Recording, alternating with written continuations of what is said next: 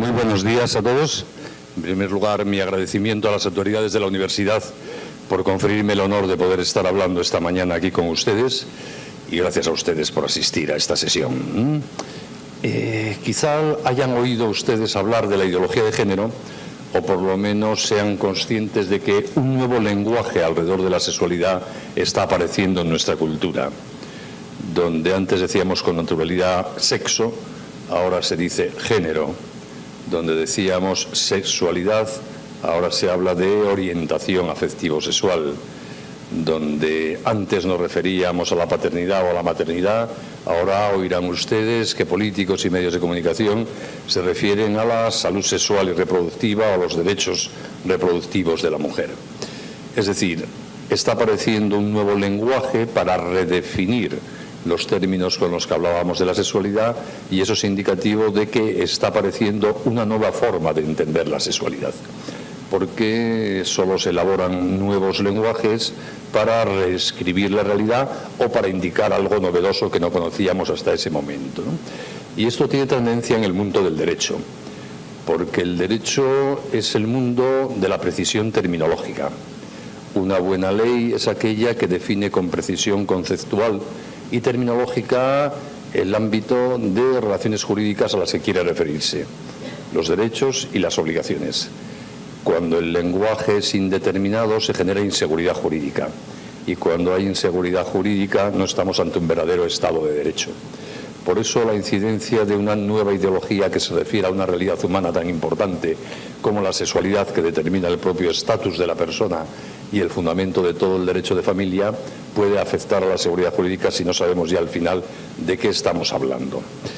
Como esto es una universidad, no voy a limitarme a hacer una crítica de la ideología de género como se podría hacer en un contexto parlamentario, por ejemplo. Van a permitirme ustedes que haga una reflexión sobre cómo se ha formado la conciencia jurídica y científica de esto que llamamos el mundo occidental, la cultura en la que ustedes y yo vivimos, para luego intentar entender qué fenómeno nuevo supone la ideología de género en nuestra época. Lo que denominamos civilización occidental tiene su origen en Grecia, en el siglo V a.C., que fue una época en la cual los griegos de la época, y específicamente los atenienses, viajaron por todo el mundo. Le sonará a usted por la historia Alejandro Magno, sus conquistas alrededor de todo el Mediterráneo, y a raíz de aquello los griegos, en sus aventuras bélicas o comerciales, entraron en contacto con todas las civilizaciones del mundo conocido, que eran los países del Mediterráneo, lo que hoy día es Italia, España, el norte de África, llegaron hasta la India, Egipto, etc. Y a raíz de eso, cuando los atenienses que viajaban por el mundo volvían a su pueblo, a Atenas, que era una pequeña ciudad de unos 70.000 habitantes, hacían lo que hacemos todos cuando viajamos fuera de nuestro país y volvemos, que es contar lo que hemos visto. Yo cuando vuelva a Madrid el domingo contaré lo que he visto de Lima, o lo que no he visto por esta niebla eterna que cubre Lima, pero hablaré de mi experiencia en Lima, ¿no? Pues los atenienses les pasaba lo mismo, volvían a Atenas y contaban a sus amigos lo que habían visto en Hispania, en Etruria, en Egipto, en la India, y así se dio un fenómeno muy significativo, lo que podríamos llamar el primer choque cultural con el pluralismo que tenemos documentado en la historia. Es decir, los griegos fueron conscientes de que junto a sus dioses en otros pueblos había otros dioses distintos y que junto a sus leyes, a la forma de configurar el orden institucional de Atenas, en otros pueblos había otros sistemas políticos y normativos distintos y que frente a su propia concepción del ser humano y del ciudadano, en otros pueblos había concepciones distintas del ser humano y de su papel en la sociedad. Es decir, Atenas chocó con la pluralidad ideológica, diríamos en términos modernos, pluralidad de ideas sobre Dios, sobre la justicia, sobre lo humano y lo divino. Y ante ese choque con el pluralismo ideológico hubo dos formas de reaccionar, que son las mismas que se dan hoy día en todo nuestro mundo, tanto en Perú como en España, en Europa como en América Latina. Por una parte, hubo aquellos personajes que conocemos en la historia del pensamiento como los sofistas, gente que vino a decir, ante esta pluralidad de dioses, leyes, costumbres, no hay manera de aclararse y por lo tanto cada uno que intente vivir lo mejor que pueda y punto, porque el ser humano no se puede aclarar, no hay manera de tener criterio. Esa postura de los sofistas, del escepticismo intelectual, ha sido históricamente infecunda. De ahí no ha surgido nada. En cambio, la otra forma de reaccionar frente a ese pluralismo es la que en la historia viene personificada en ese hombre admirable que fue Sócrates. Sócrates fue un ciudadano ateniense que vino a pensar: ante esta pluralidad de dioses, leyes y costumbres, yo, porque soy humano, tengo la obligación de aclararme. No puedo ser indiferente. Claro que me importa saber qué dioses existen y cuáles no. Claro que me importa saber qué leyes posibles, de las que veo que existen en los países de nuestro entorno, harían de Atenas una sociedad más justa.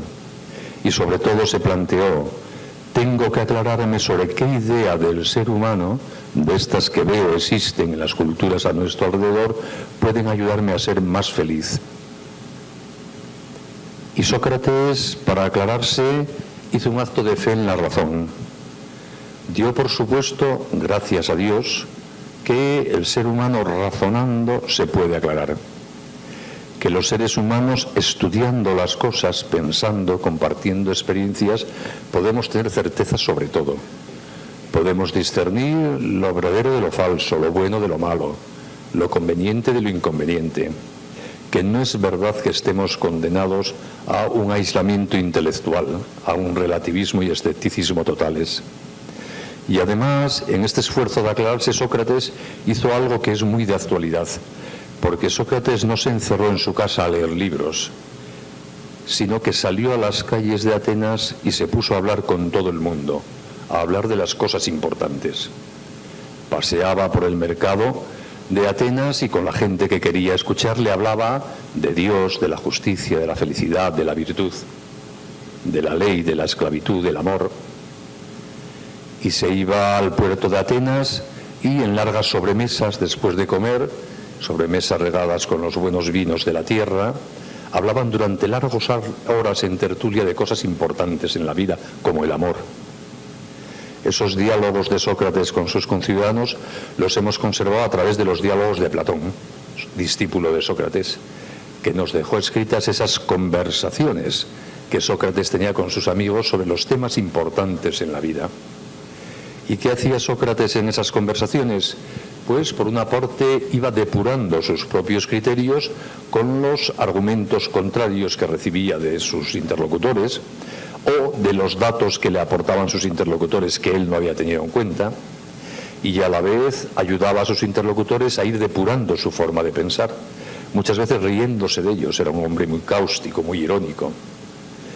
Pero nos dejó la experiencia a través de esos diálogos de que los seres humanos, hablando, razonando, podemos aclararnos conjuntamente, que la verdad es compartible, porque hay una verdad de las cosas.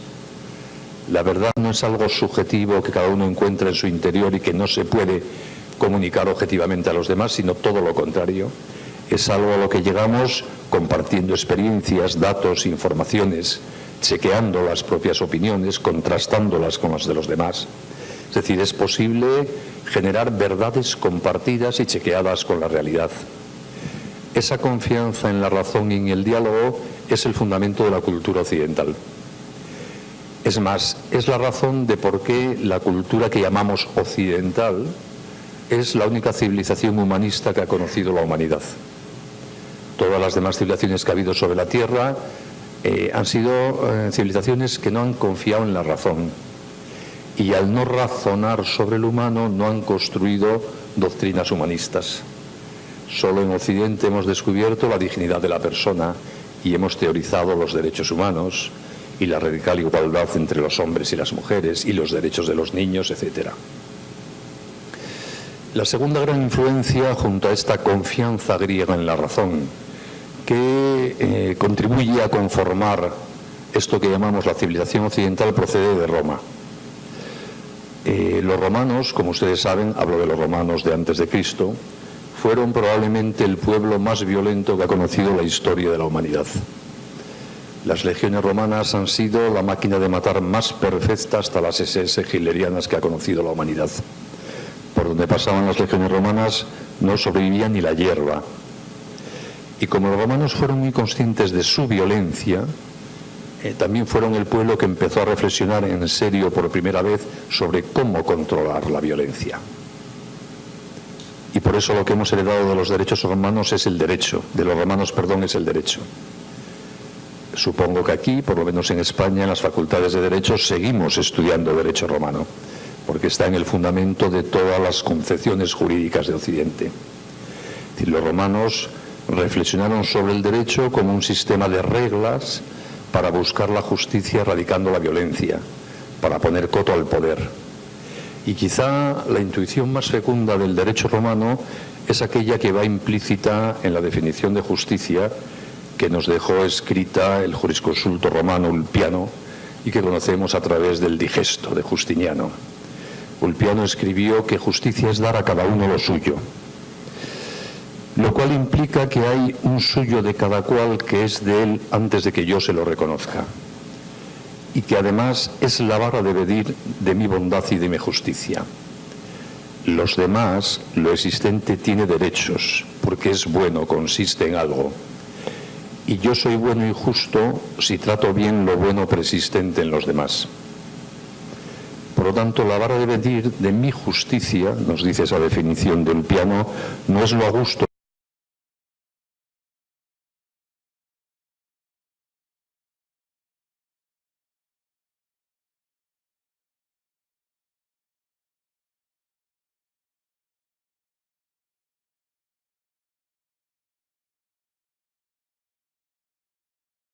de lo que previamente identifica como bueno y valioso.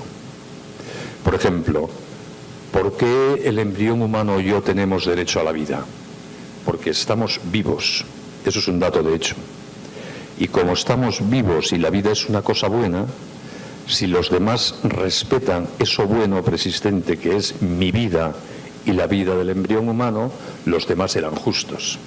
Si los demás, personas físicas, leyes, legisladores, no respetan eso bueno que existe, que es la vida, el embrión humano y yo seguimos teniendo derecho a la vida porque estamos vivos, y el problema es de los demás, que son injustos, porque no son capaces de tratar bien y con respeto algo bueno. Yo tengo derecho a la libertad de expresión, otro ejemplo, porque soy un ser racional capaz de hablar. Y si ustedes no respetan, ustedes o la policía o el Poder Judicial o quien sea, no respeta mi derecho a la libertad de expresión, yo sigo teniendo derecho a la libertad de expresión porque sigo siendo un ser racional capaz de hablar. Y el problema será de esos otros, la policía, el torturador, la ley, que no quiere respetar lo que yo ya tengo y es bueno, que es la capacidad de expresarme. Por lo tanto, según esta intuición romana, hay algo que es justo naturalmente. Hay cosas buenas en sí mismas que nosotros podemos conocer y que si queremos ser justos debemos tratar bien. Y con este mismo criterio podemos decir cuándo las leyes son justas o injustas. Si una ley trata bien y con respeto lo bueno existente, esa ley es justa. Si una ley no trata bien lo bueno existente, el problema es de la ley, que es injusta. Si una ley permite torturar para obtener la verdad en un proceso judicial, esa ley es injusta, porque está tratando como alguien digno de ser torturado a un ser humano, y eso es injusto.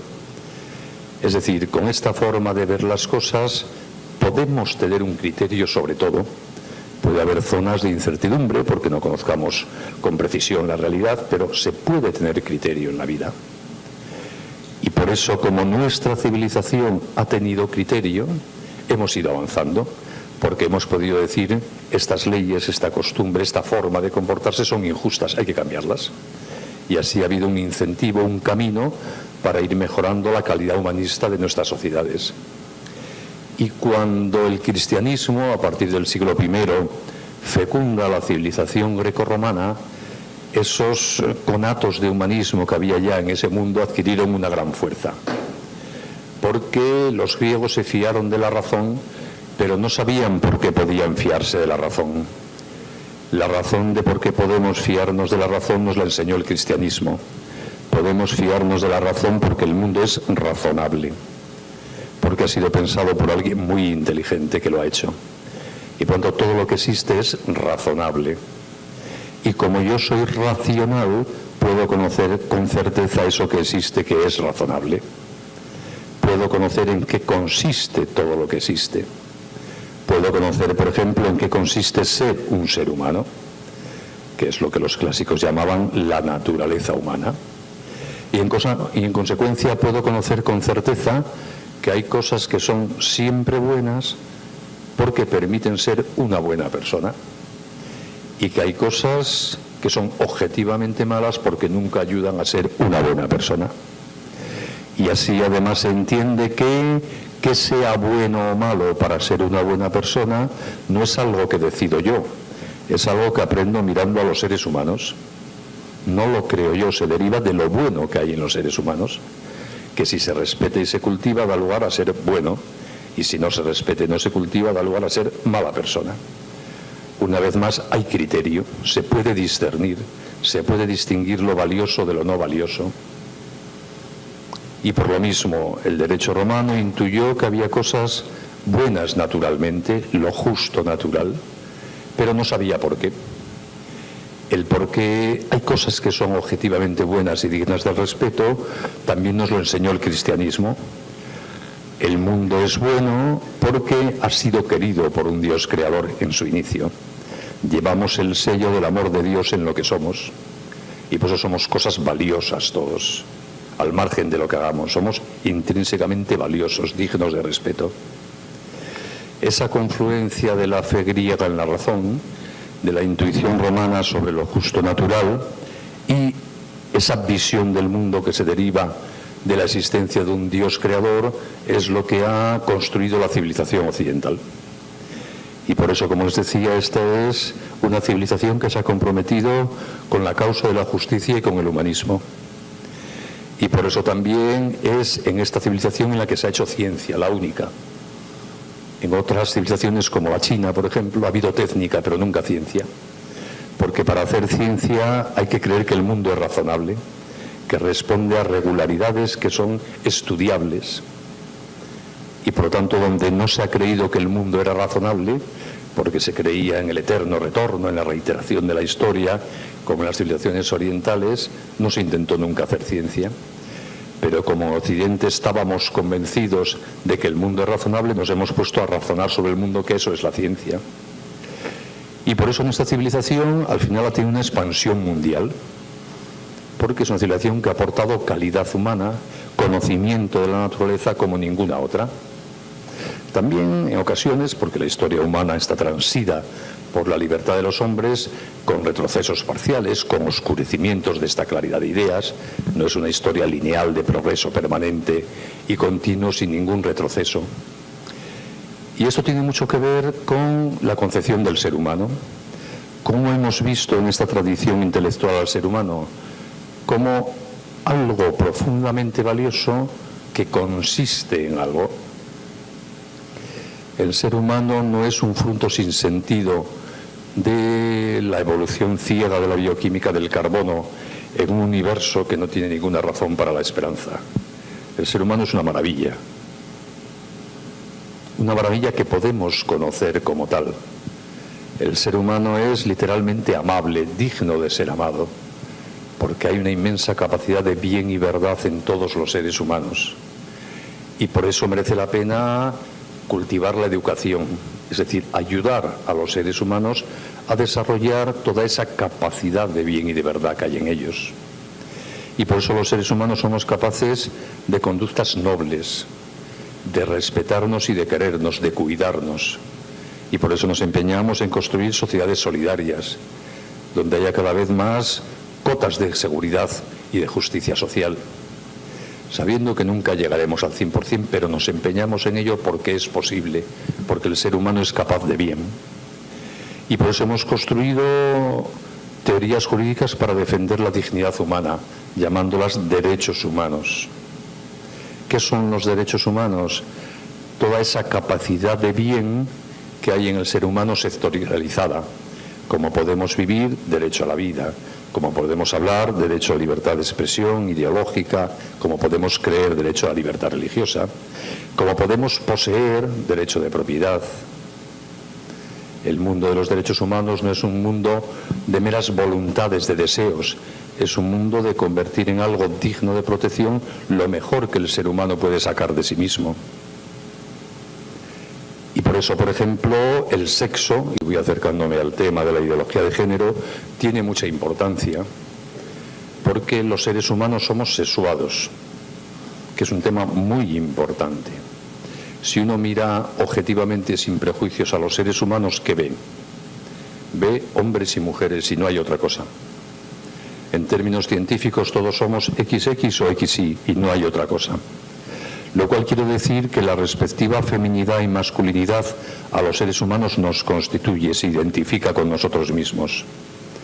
No hay humanos que en un momento determinado se convierten en mujeres y otros que en un momento determinado se conviertan en hombres.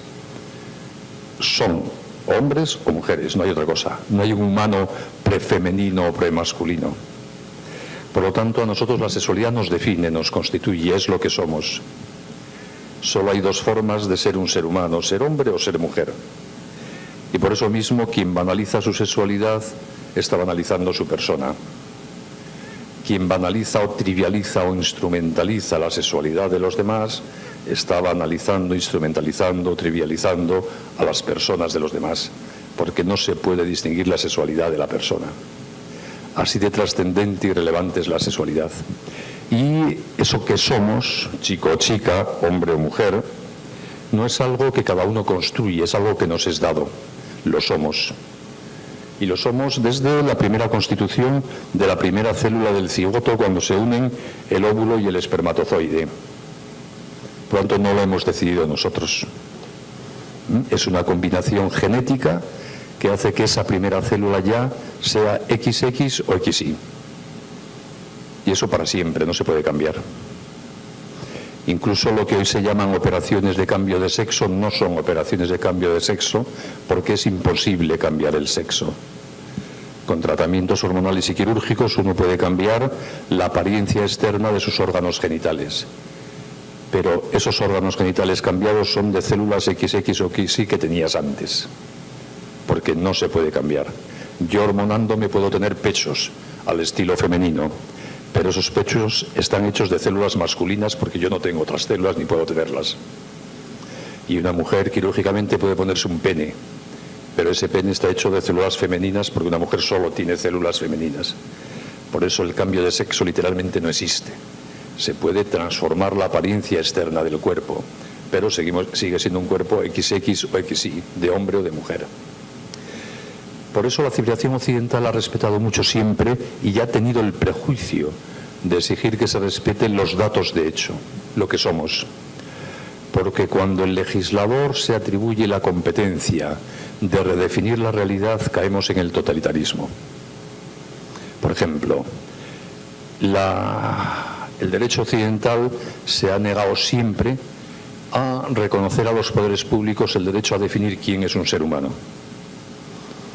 Porque eso no es una afirmación jurídica, es una afirmación de hecho.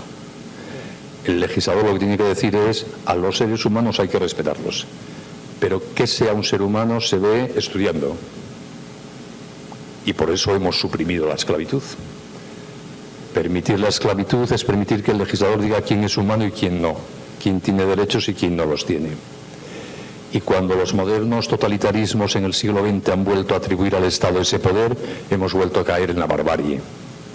Si el Estado nazi define que los judíos no son humanos y les quita los derechos, se llega al genocidio y al exterminio.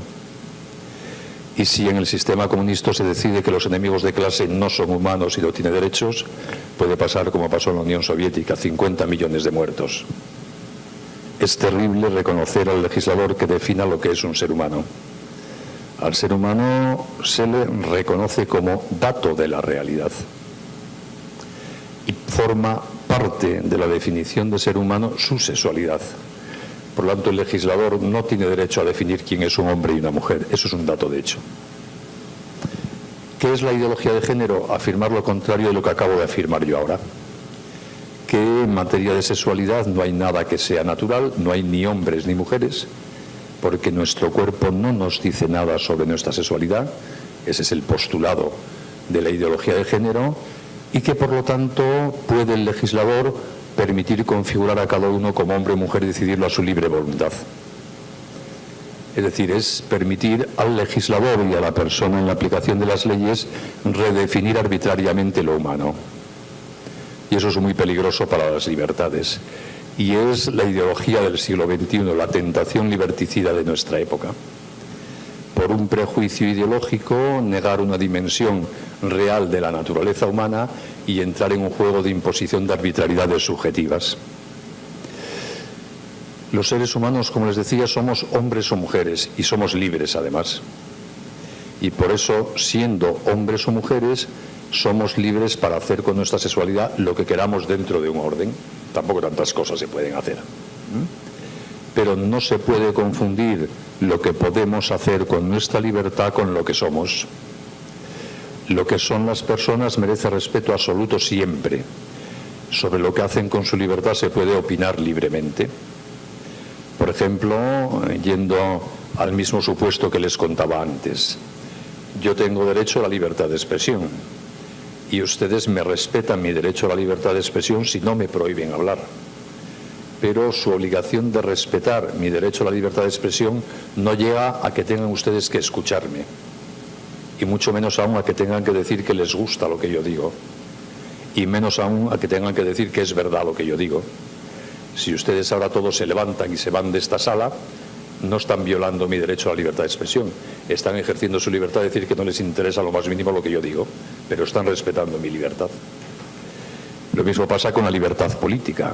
Ustedes tienen que respetar mi derecho a que yo vote al partido que yo quiera, pero su respeto a mi libertad política no se extiende a que ustedes tengan que votar lo que yo voto, y no legitima que yo diga que me siento discriminado si ustedes no votan lo que yo voto, porque eso sería imponerles yo mi libertad. Pues en materia de sexo pasa lo mismo.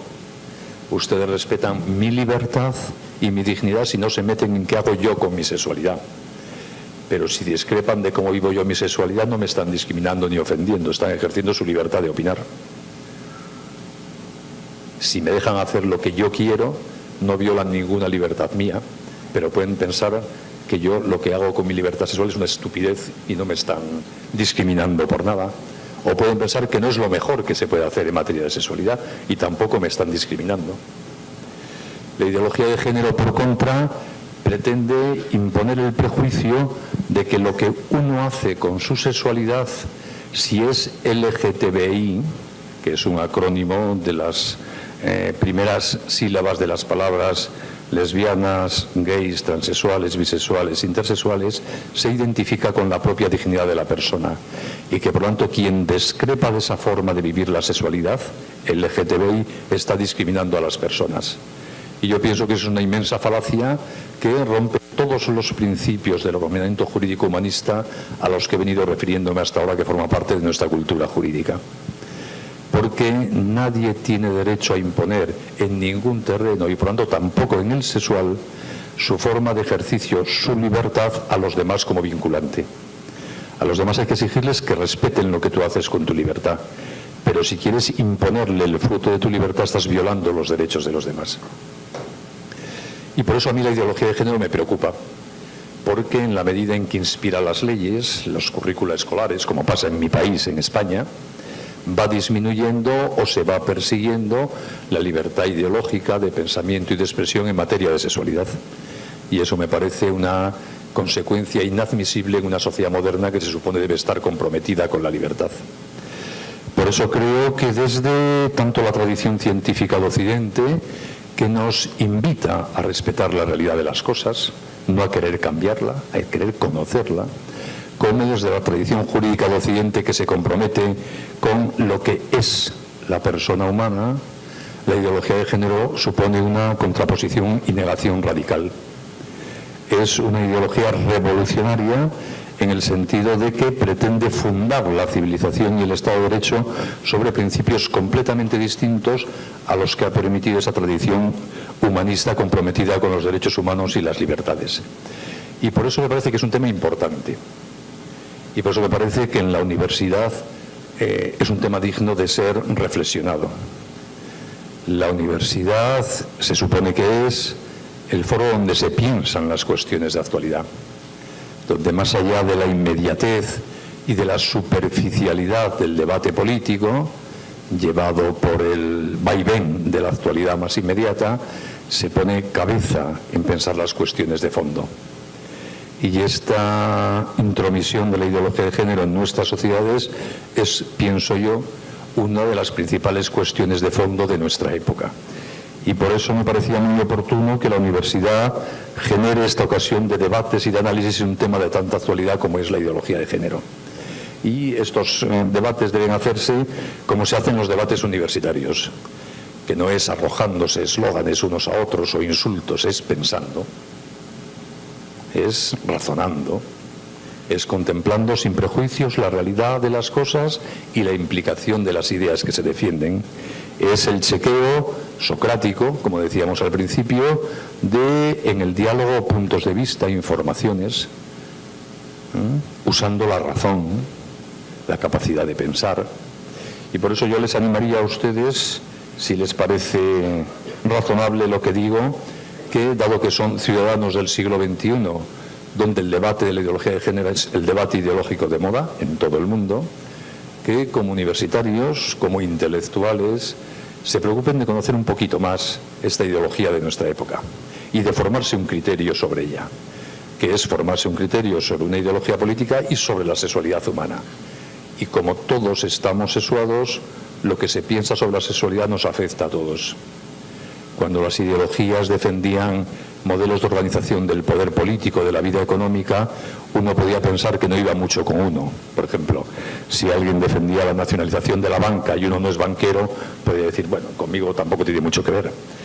Pero cuando el Estado se entremete a opinar sobre la sexualidad, claro que tiene que ver contigo, porque a ti la sexualidad te constituye, a ti, a todos. Y por tanto la ideología de género, queramos o no, nos afecta a todos si llega a convertirse en una ideología oficial de los gobiernos o la que inspira las legislaciones. Y por eso reitero, creo que es bueno parar mientes en conocer la ideología de género y en formarse un criterio sobre ella. Yo he querido que esta intervención mía, a la que tan amablemente me ha invitado a la universidad, pudiese aportarles, y espero que haya sido así, algunos datos, informaciones y puntos de vista que les puedan ser útiles para formarse un criterio sobre estas cuestiones. Muchas gracias por su atención.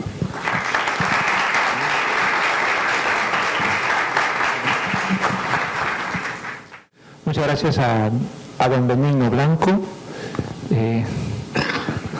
Excelente repaso de la cultura occidental, porque precisamente la ideología de género lo que pretende es decir que la sexualidad es cultural y como la cultura cambia, entonces la pregunta inicial, y por favor voy a hacer yo esta pregunta inicial, pero luego ustedes lancen las preguntas que quieran a don Benigno Blanco para que las pueda responder.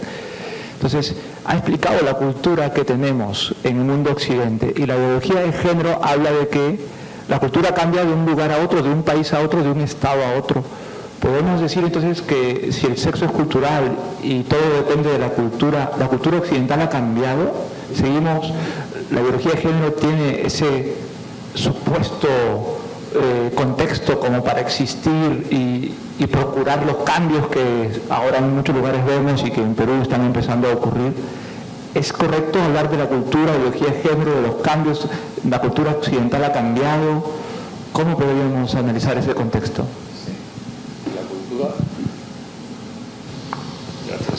La cultura occidental es algo vivo, en cambio permanente, como todas las culturas. Como nos pasa a los seres humanos, estamos en cambio permanente. Yo no soy igual que hace 5 años, que 20, que 30 o que 40. Incluso en mi caso, que hace 60, porque acabo de cumplir los 60. Voy cambiando. Yo no tengo ninguna célula del cuerpo, salvo las neuronas, igual a como era mi cuerpo hace 10 años. Todas son nuevas. El cuerpo se está regenerando continuamente. Por tanto, cambio en ese sentido de creación continua, sí. Ahora, lo que no puede cambiar la cultura es la realidad física de las cosas. Y por lo tanto, por mucho que se empeñe la ideología de género o quien sea, yo sigo siendo un hombre, porque no puedo ser otra cosa. Y si viviese en Roma en el siglo VI a.C., seguiría siendo un hombre. Y si me pudiesen congelar y descongelarme dentro de 25 siglos, descongelarían un hombre, porque yo no puedo ser otra cosa. Eso no depende de las modas ideológicas ni de los cambios culturales. Por eso las ideologías se distinguen, tal como las hemos concebido en el siglo XX, de los sistemas de pensamiento. Los sistemas de pensamiento, el marxismo, el tomismo, el aristotelismo, el kantismo, son análisis de la realidad, que pueden ser más o menos acertados. Las ideologías son análisis de la realidad más agenda política de transformación de la realidad. Y por eso no es lo mismo ideología que sistema filosófico. Por decirlo así, los ideólogos son aquellos que creen que han dado con la clave explicativa, listos de ellos, de todos los problemas de la humanidad, y como han dado con la clave, proponen una agenda para resolver esos problemas. Simplificando mucho el marxismo, Marx creyó que la explicación última de todas las injusticias habidas en la historia de la humanidad era la lucha de clases, la existencia de dos clases en conflicto, ricos pobres, burgueses proletarios, y propuso una agenda política: vamos a suprimir las clases sociales y así aparecerá el paraíso sobre la tierra. Teóricamente, el experimento comunista llevado a cabo en la Unión Soviética fue eso: vamos a construir una sociedad sin clases. Problema que no era verdad. La realidad humana es muchísimo más polifacética. No hay una sola causa de las injusticias. Y cuando un poder se pone de forma obsesiva al servicio de un diagnóstico falso, en vez de resolver los problemas, los agrava. Y ahí está el coste de las ideologías: decenas de millones de muertos. Y lo mismo le pasó al nazismo. Hitler, en sus paranoias, llegó a la conclusión de que todos los problemas de la sociedad alemana era la presencia en ella de judíos, y propuso una agenda política: eliminar a los judíos. Consecuencia: genocidio, barbarie, muerte. Porque las ideologías no pueden cambiar la realidad de las cosas. Los judíos son humanos, diga lo que diga Hitler y sus ideologías. Pues con la ideología de género pasa lo mismo en otro terreno. Por mucho que se empeñe la ideología de género, los humanos somos o chicos o chicas. Y si alguien se empeña en cambiar eso, generará dolor, desarraigo, frustración personal, pérdidas de las libertades, y seguiremos siendo chicos o chicas porque no hay otra cosa. Y a algunos de los chicos les gustarán los chicos, y a la mayoría las chicas, y a algunas de las chicas les gustarán las chicas, y a la mayoría de los chicos, como siempre ha pasado a lo largo de la historia de la humanidad. En materia de sexualidad no hemos descubierto nada nuevo en el siglo XXI. Homosexualidad, bisexualidad, lesbianismo, transexualidad, lo conocemos desde la época de las cavernas. Léanse ustedes el Génesis, el primer libro de la Biblia, y encontrarán de todo esto ya. Acérquense ustedes a lo que hemos conservado de la literatura babilónica o egipcia y oirán hablar allí, o verán cómo se habla allí de homosexualidad, de transexualidad. No es un fenómeno nuevo, es algo que siempre ha existido. ¿Qué hace la ideología? No inventa nada nuevo en materia de sexualidad, porque, repito, eso siempre ha existido. La ideología lo que pretende convencernos es de que en materia de sexualidad lo único que existe es mi libertad para hacer cosas, y que yo no soy nada. Y eso ya es una teoría filosófica. Ya estamos en el terreno de la ideología, porque está negando lo que es la realidad de las cosas, que es que el sujeto que hace algo existe, es antes algo, y luego él hace algo libremente, pero es. Y por eso las conductas sexuales, las orientaciones sexuales, se mueven en el terreno de la libertad, de los sentimientos, de las atracciones, pero hay un sujeto detrás que es el que siente, el que actúa libre, el que se siente atraído, y eso no se puede negar. Cuando queremos sustituir la naturaleza de ese sujeto que siente como sujeto de derechos por su mundo afectivo, emocional o sexual, estamos cometiendo un error de diagnóstico, que es lo que le pasa a la ideología de género.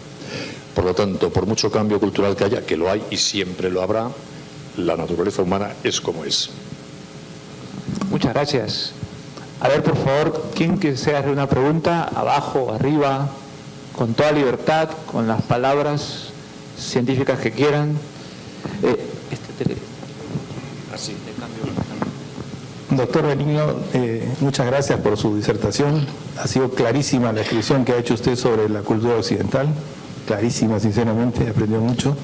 Lo que le quería preguntar, si esto está tan claro, es decir, que razonablemente no puede sustentarse esta ideología, ¿por qué se pretende, no solamente en el Perú, si en otros países como en el suyo, por ejemplo en España, que están viviendo una cuestión terrible con esta cuestión de la ideología del género, ¿no? Es decir, acá también en Perú se trata de imponer a todo costo en el Ministerio de Educación, en el Poder Judicial, es decir, es una, se puede decir, imposición transversal. Entonces, yo le quería preguntar, ¿por qué se pretende imponer esto a un nivel general? ¿Hay algo tras de esto? Porque sustentablemente, razonablemente, no es. O sea, esto es muy sencillo, ¿no? Sí. Así es, usted lo ha dicho, es un tema evidente, no habría que darle muchas vueltas, ¿no? Para ver que hay niños y niñas tampoco hace falta especular mucho, ¿no? Todas las ideologías se convierten en fe, si no, no tendrían la influencia histórica que tienen. El marxismo parte, en el momento en que Marx empieza a escribir, de la situación real de opresión del proletariado en el primer capitalismo manchesteriano. La situación de injusticia y explotación del proletariado escandalosa. Pero curiosamente, cuando Marx escribe, eso ya se está superando.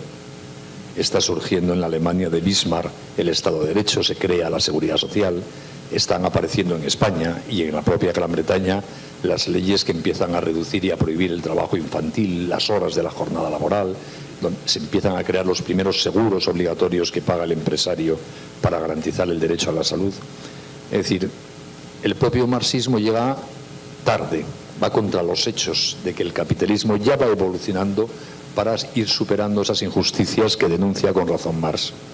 Y sin embargo, a pesar de esa evidencia, un tercio de la humanidad ha vivido bajo una dictadura comunista 70 años.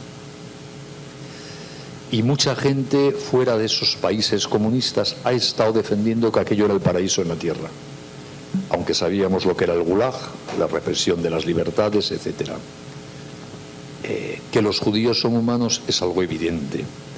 Y sin embargo, el país más culto y desarrollado del mundo, la Alemania de los años 30, aquel en que la ciencia era puntera, un país con una sensibilidad artística, musical, por encima de lo normal, fue capaz de organizar la barbarie del genocidio.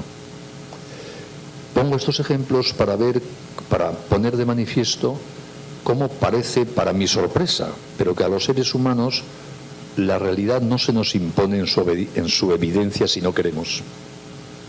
O sea, un nazi puede mirar a un judío a los ojos y, a pesar de estar viendo a un ser humano que le habla, culto,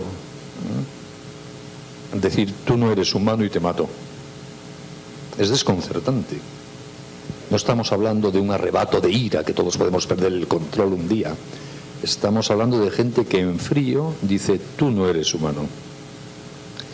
Y lo mismo podemos decir de la esclavitud a lo largo de la historia de la humanidad. Mi amado Sócrates, le parecía normal que parte de la humanidad habían nacido para ser esclavos. Gente con la que convivía, que trabajaban para él en su casa, esclavas con las que se acostaba y decía, no sois humanas. Sorprendente. Sobre todo porque se lo creía, si fuese un paripé, pero se lo creía. Es decir, que a los seres humanos no se nos impone la evidencia de las cosas. Es sorprendente. Y por eso cada época se acostumbre a la barbarie de su época. A mí me cuesta mucho poder entender cómo los grandes humanistas del Renacimiento, los hombres que redescubrieron la cultura clásica, que exaltaron al ser humano, les parecía a todos normal que los tribunales torturasen. Y uno dice, pero ¿cómo es posible? Pues sí, les parecía normal la tortura a todos. De hecho, los primeros planteamientos de erradicación de la tortura aparecen bastante después. ¿Y cómo ha costado suprimir la tortura? ¿Cómo ha costado suprimir la esclavitud? Por lo tanto, el que la ideología de género vaya de forma tan palmaria contra la evidencia de los hechos y sin embargo sea admitida por mucha gente, no debiera sorprendernos. Es irracional, pero no debiera sorprendernos, porque se ve que los seres humanos somos capaces de equivocarnos frente a la fehaciencia física de la realidad, aunque parezca incomprensible. Y en cada época histórica, los que viven en esa época parece que se acostumbran a las barbaridades de su época. Y yo estoy seguro, por ejemplo, a mí me parece una barbaridad el aborto. Yo puedo entender que una mujer aborte. No lo justifico, pero puedo entender ese agravio subjetivo, no veo otra salida.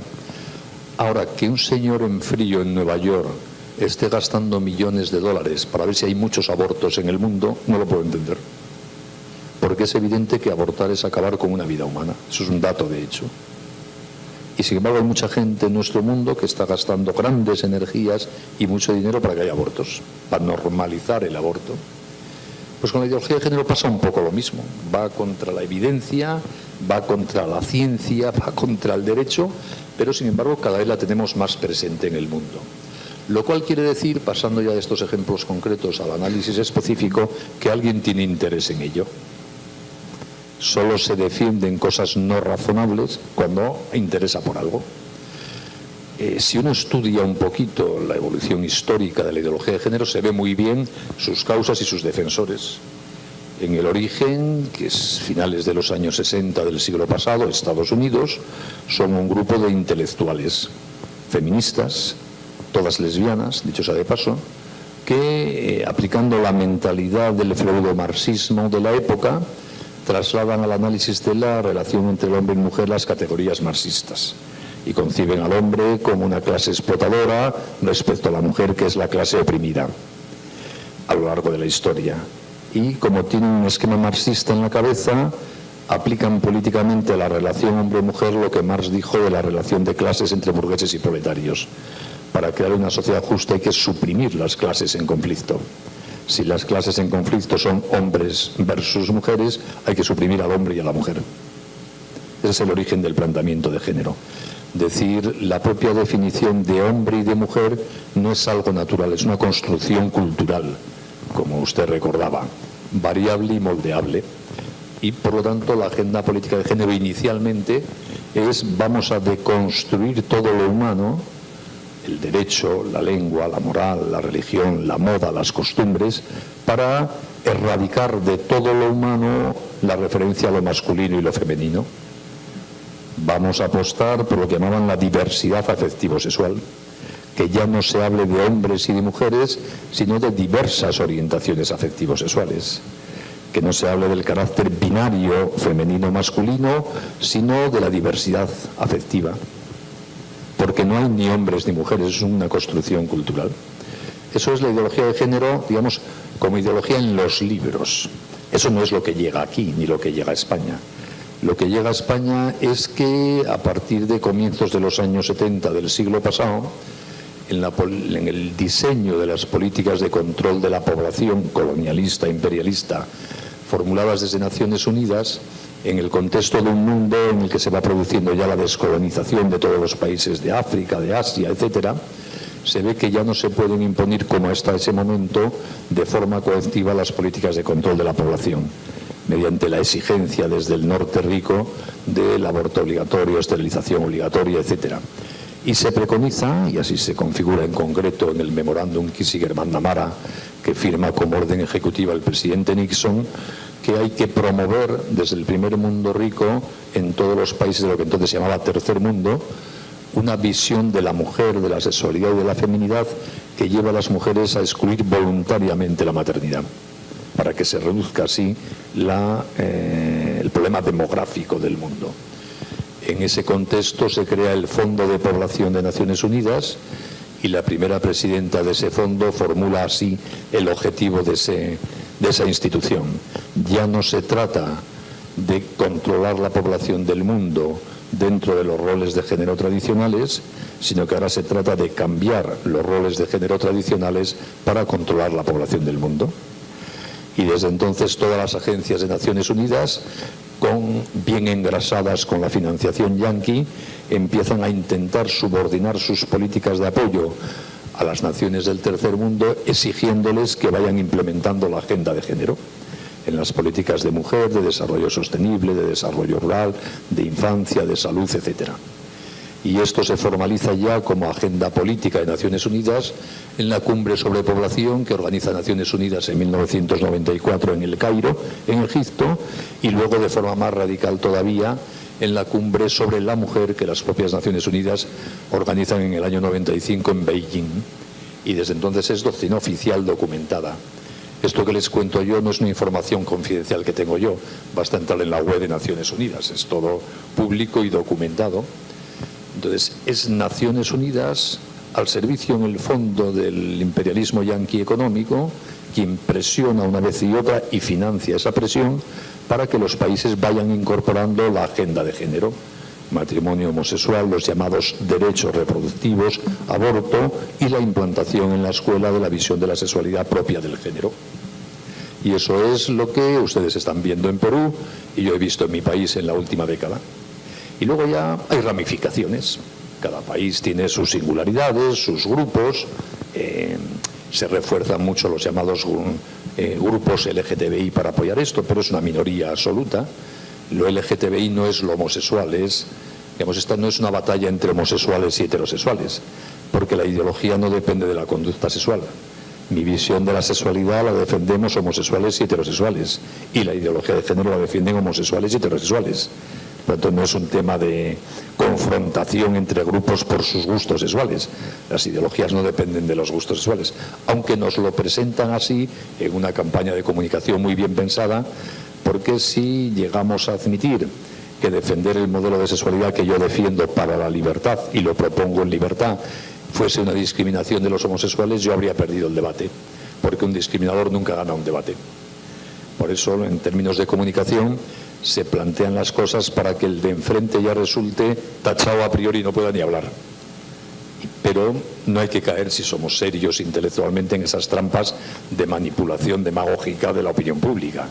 Eso puede servir para algunos, pero en una universidad sería muy penoso que en vez de pensar nos dejásemos manipular por las campañas publicitarias de una ideología de unos intereses económicos, ¿no? Por lo tanto, claro que hay intereses económicos, claro que hay grupos de presión muy importantes al servicio de esto. Y luego pasa, como en todo, en la práctica, ¿quiénes defienden en Perú la ideología de género? Yo no lo sé, pero supongo que como en España, habrá algunas personas que han leído los libros básicos de las primeras pensadoras de género, que los entienden y que lo comparten, pero seguro que es una minoría, vamos, casi nadie ha leído esos libros. Luego está gente que repite lo que está de moda porque está de moda, para ir de guay, de progre, ¿no? Y si hay que decir género, digo género, como cuando yo era joven todo el mundo era marxista, por decirlo así, en la Universidad Española. Era bueno, es lo que estaba de moda, hablar de plusvalía, de lucha de clases, de burguesía, de proletariado, bien. Y la gente que usaba ese lenguaje y explicaba la historia con esas clases no había leído a Marx ni entendía a Marx y le daba lo mismo. Pero bueno, era lo progre en la época. Y luego gente que trabaja para estas organizaciones a las que me he referido, para estas agencias, para estos grupos, y bueno, cada uno defiende lo que defiende su empresa, por decirlo así, porque tiene que ganarse el sueldo, ¿no? Y luego están los tontos, que ahí suele haber muchos, que son los que dicen, hombre, si esto es lo progre y lo que se lleva, no voy a decir yo lo contrario, aunque lo piense. Y repiten como papanatas lo que creen que es lo progre. Yo lo veo en España, como ya soy muy viejo, conozco a muchos de los políticos y gobernantes de España personalmente. Y a veces he visto votar en el Parlamento a favor de leyes de la ideología de género a gente que conozco, que sé que piensa lo contrario y que vive personalmente de otra manera. Y a veces lo he dicho, pero tío, ¿tú cómo has podido votar eso? Que es lo contrario de lo que piensas, de lo que, la forma en que educas a tus hijos, de cómo vives tú. Dice, hombre, es que no quiero que me llamen homófobo. En el fondo es una falta de honestidad intelectual no defender para la colectividad, para el pueblo si eres un político, lo que honestamente crees que es lo mejor.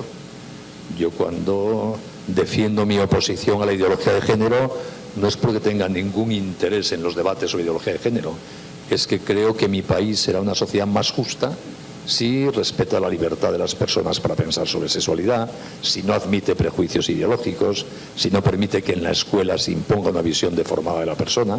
Lo hago porque quiero una España más justa y más comprometida con los derechos. ¿Y cómo lo hago? Contando cómo veo yo las cosas, y el que quiera que me dé la razón y el que no quiera que no me la dé. Pero lo que no voy a hacer es contar en público una cosa distinta de la que pienso de verdad, porque sería de una deshonestidad intelectual brutal. Y sin embargo en muchos políticos lo vemos, por desgracia, que piensan una cosa pero votan la contraria porque no quieren quedar mal, porque no quieren que les acosen como homófobos, ultraconservadores o yo qué sé, ¿no?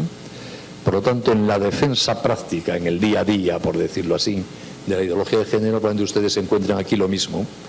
Algún ideólogo muy convencido y luego pues gente tontorrona que repite lo que está de moda o que no se atreve a llevar la contraria, o que subordina su honestidad intelectual a cobrar un sueldo en este periódico, en aquel de más allá, o a que no le sancionen en su partido, o gente que encuentra en la ideología de género una forma de conectar un estilo de vida en materia sexual. Es decir, las motivaciones subjetivas pueden ser ya muy variadas, ¿no? Muchas gracias. Pregunta, aquí adelante, Claudio. Sí, mire usted, esto es una preocupación, una pregunta y saber qué piensa usted al respecto. Lo que acaba de decir de la realidad y de las noticias y lo que uno lee, hay una hegemonía a nivel de partidos políticos en España en relación a el pensamiento de la ideología de género. Bien, a nivel de medios de comunicación es evidente, a nivel de universidades también, y se ha avanzado mucho en lo social, a nivel de la sociedad también, por múltiples razones. ¿Cómo evitar esa hegemonía alcanzada en España, aquí, en Latinoamérica, en el Perú? ¿Qué se puede hacer? Eso tendría que preguntárselo ya a usted, que conoce la sociedad peruana mejor que yo, ¿no? Yo puedo contarle lo que yo he podido aprender de los éxitos y los fracasos en la vieja Europa, ¿no?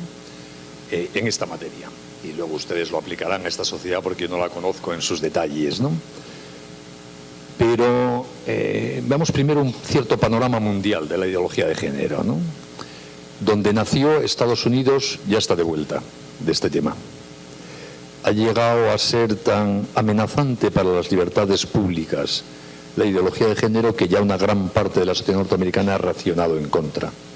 Y esa es una de las claves de la victoria de Donald Trump sobre Hillary Clinton. Hillary Clinton como Obama estaban absolutamente comprometidos con la agenda de género, de forma virulenta además, y Trump capitalizó la oposición, entre otras cosas, obviamente, no es la única causa de su victoria, pero que a alguien haciendo bandera de la oposición a la agenda de género llega presidente, quiere decir que una amplia parte de la sociedad americana ya compra esa oposición a la agenda de género, ¿no?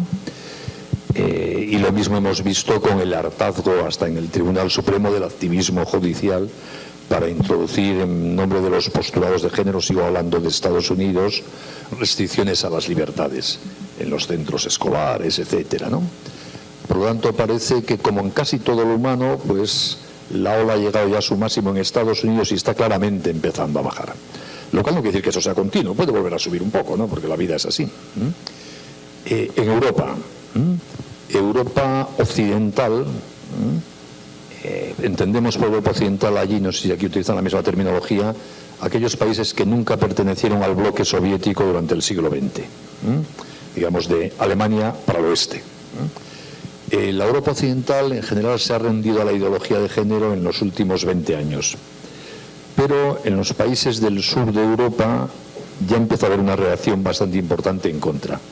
En España, en Italia, en Francia, en Montenegro, y sin embargo en los países más nórdicos de Europa, la frontera es casi los países de tradición católica y de tradición luterana. En los países más al norte, sin embargo, está mucho más asentado y hay menos críticas. Todos los sitios hay críticas, pero bueno, hay menos críticas que se noten por lo menos a los postulados de la ideología de género. En los países que pertenecieron al sistema comunista hasta 1989, cuando cayó el muro de Berlín, hay en general en todos ellos una activa oposición a la ideología de género. Quizá porque están muy sensibilizados ya con lo que es una dictadura ideológica, porque la han sufrido mucho tiempo y huelen una nueva dictadura ideológica como la de género que se les quiere imponer desde la propia Unión Europea. Ese rechazo a los postulados de género es especialmente manifiesto en términos políticos, legislativos y parlamentarios en países como Polonia, Hungría, Letonia y Estonia, Chequia, Montenegro, pero en general en todos ellos, cada país es cada país, pero claramente hay un no admito esto. Y repito, a pesar de que desde la Unión Europea se les quiere imponer expresamente, como aquí desde Estados Unidos, ¿no? En Rusia también hay un rechazo a los postulados de género al estilo ruso y de Putin, que digamos en general es poco democrático y respetuoso con las libertades. Hace las cosas de otra manera que a mí por lo menos no me gustan, pero hay un rechazo expresamente a los postulados de género, ¿no?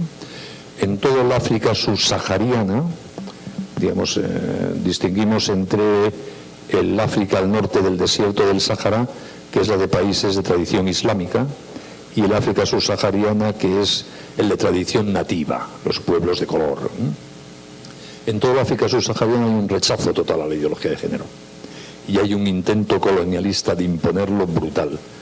Son países muy pobres en general, con una gran conflictividad bélica, tribal, con grandes catástrofes naturales continuas que provocan hambrunas, y cuando son países muy necesitados del apoyo internacional. Y todo el apoyo internacional se subordina a que admitan la agenda de género, a pesar de que no quieren, hasta el punto, por ejemplo, que cuando el presidente Obama, en su último viaje internacional antes de dejar la presidencia, lo hizo al país natal de su familia, que es Kenia, y en la recepción que le hizo en el aeropuerto de la capital el presidente de Kenia, el discurso de este presidente de Kenia fue: por favor, deje de chantajearnos con el género. Estamos hartos, pero así lo dijo, ¿eh? No es admisible que cada vez que viene aquí un funcionario yanqui o un funcionario de Naciones Unidas, antes de soltar $1 para la sanidad, la lucha contra el hambre, etcétera, pida aborto, matrimonio homosexual, género en las escuelas. O sea, hasta ahí llega ese hartazgo de verdad de que déjeme en paz, no me quiera imponer su ideología, ¿no? Y lo mismo sucede en general en el sudeste asiático, por las tradiciones tan familiares de las culturas asiáticas basadas en el confucianismo, la filosofía de Lao Tse. En general en todo ese mundo también hay muchos matices, no es lo mismo Tailandia que Bangladesh, ni Pakistán que Camboya, pero bueno, en general hay un rechazo bastante fuerte a la imposición de la ideología de género desde Occidente y las agencias de Naciones Unidas. Y lo mismo sucede en general en el mundo musulmán, que es el otro gran bloque cultural, que va desde Marruecos, en la costa del Atlántico, hasta Indonesia, ya en el Pacífico. En todo ese mundo musulmán se rechaza profundamente la ideología de género por razones que yo no puedo compartir. Comparto el rechazo, pero no las razones, que es la visión de la mujer, como alguien inferior al varón, con menos derechos, etcétera. Por lo tanto, la ideología de género no solo no se está imponiendo en el mundo, no es una avalancha que venga y sea irremediable, sino que más bien tiene éxitos en determinadas zonas del planeta, pero es discutible y discutida. Y luego América Latina está en estos momentos en el frente de batalla, por decirlo así. Hay una fortísima presión desde el Río Grande a la Patagonia en todos los países, también movida desde el primer mundo, desde Naciones Unidas, Estados Unidos, etcétera, para ir imponiendo esta agenda de género. Y veo que los países reaccionan pues de forma distinta. En unos países avanza la agenda de género, en otros hay mucha resistencia. En algunos países la clase política se ha negado, pero el activismo judicial de los tribunales la ha impuesto, como en Colombia. En otros países el Parlamento rechaza, como ha pasado en Brasil reiteradamente una vez y otra, la agenda de género. En países federales como México depende de los estados. Por ejemplo, en México, cuando el Distrito Federal admitió el matrimonio homosexual, porque allí cada estado tiene su propio código civil, por decirlo así, otros muchos estados federados de la República Mexicana modificaron, en virtud de iniciativas populares, su constitución para blindar constitucionalmente el matrimonio como unión específica para el hombre y la mujer. Es decir, que el panorama es muy variado, es un frente vivo de batalla ideológica, y en unos sitios avanza la ideología de género, sus propuestas políticas, y en otros, porque hay una mayor resistencia social, al revés, se consolida incluso con reformas constitucionales la visión humanista de la persona, la familia y el matrimonio en relación a la sexualidad. Perú será lo que quieran los peruanos. Yo, por lo poco que veo y conozco de Perú, veo una sociedad muy familiar,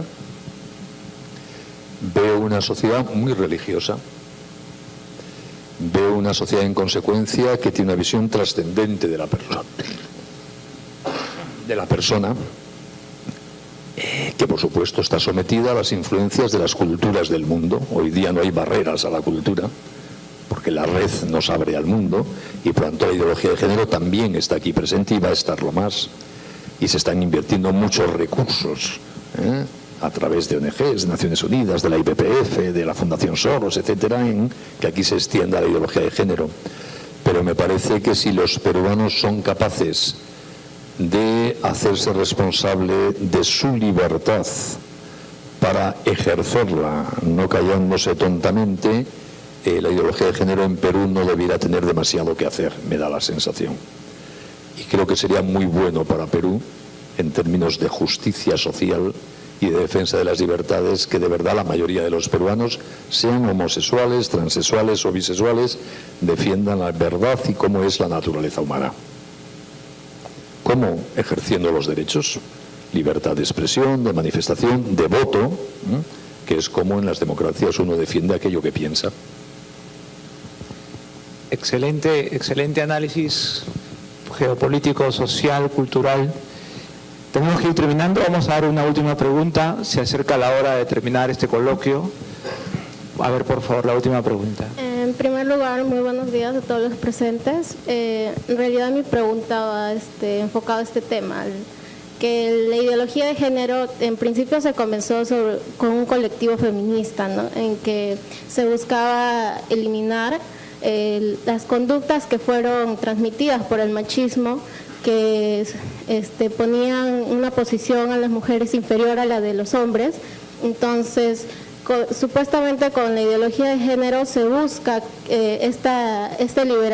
liberar una liberación femenina respecto de los hombres, ¿no? Entonces, mi pregunta va: ¿cómo separar este fin que tiene en parte la ideología de género con respecto a la aceptación de estos supuestos géneros que no son de hecho, pues, porque no son naturales? Entonces, ¿cómo podríamos separar estos conceptos distintos, ¿no? Esa es mi pregunta.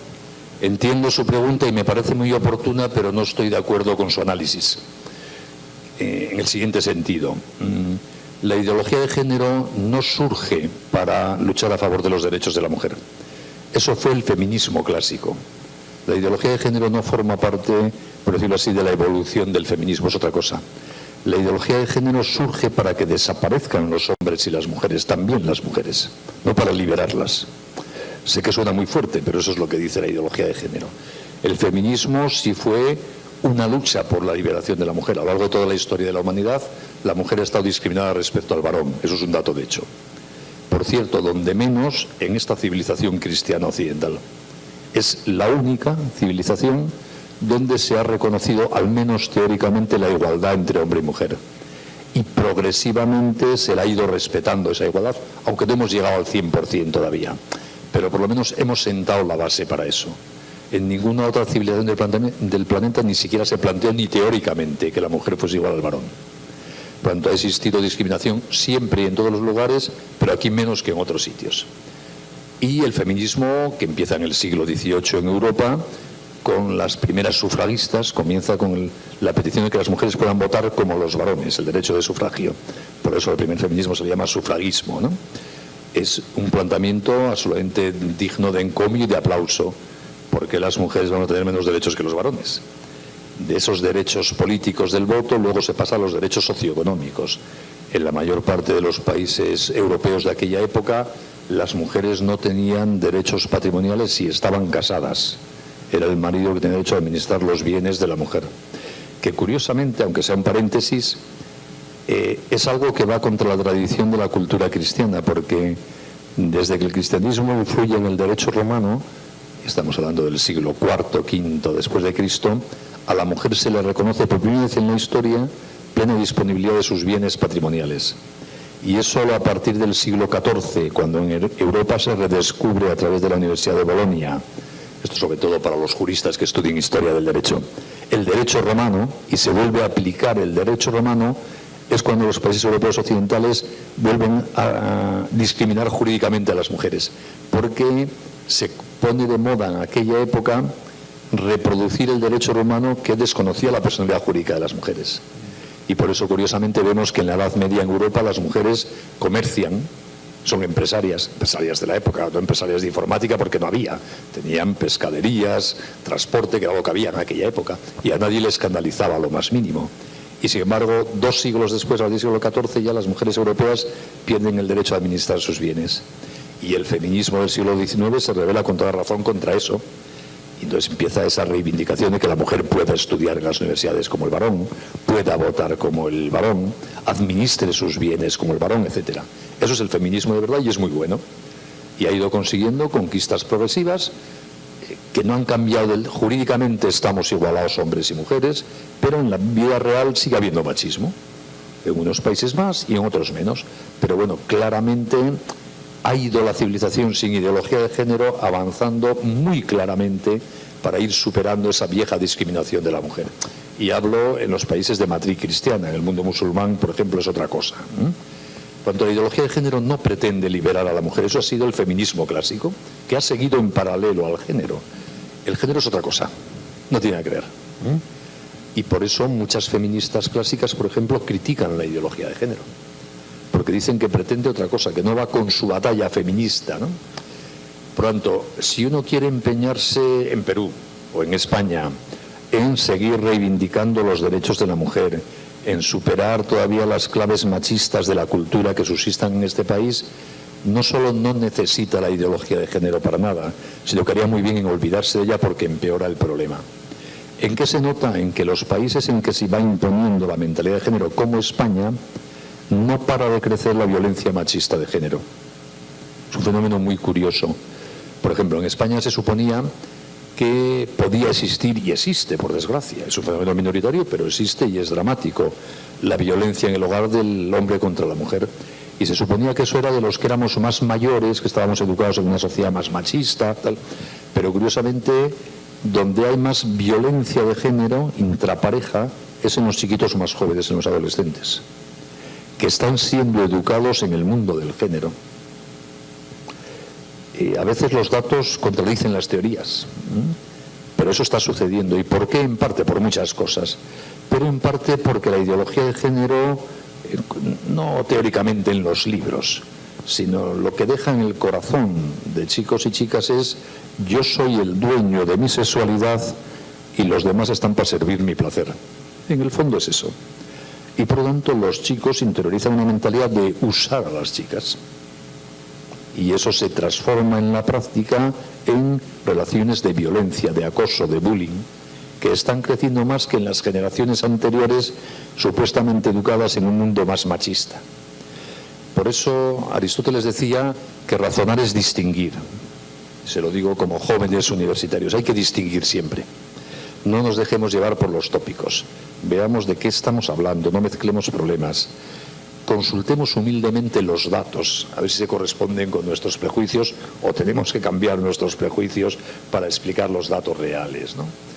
Por lo tanto, adelante en la lucha contra toda discriminación de la mujer, que queda mucho por hacer, supongo, en Perú como en el resto de los sitios, pero el género desviaría de esa causa en la práctica.